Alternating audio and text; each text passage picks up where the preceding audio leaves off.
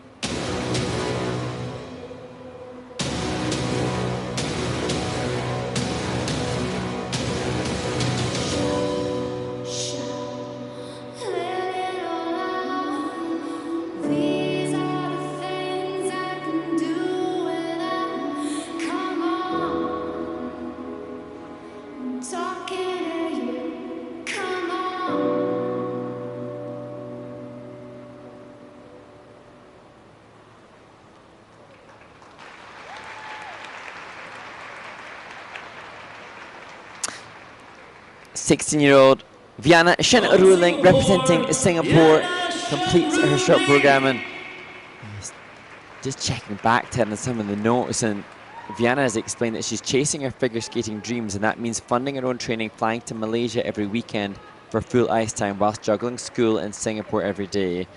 And in every competition she wants to practice well and represent Singapore with pride.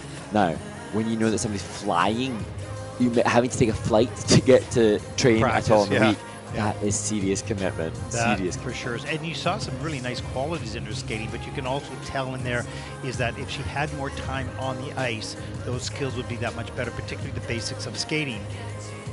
Here's the triple salchow, gets that done with a 2-foot touchdown, 3 turn into the double toe loop, but still getting the triple salchow out, that's good. Here's the triple loop. This is downgraded in the system. Watch the landing. It's going to be forward right there, and 2-foot landing, of course. So that is a downgrade right to the value of double. Here's the double axle. Good lift off the edge on that one. That was great technique. Strongly done. And near the end is just some of the steps in here, Mark.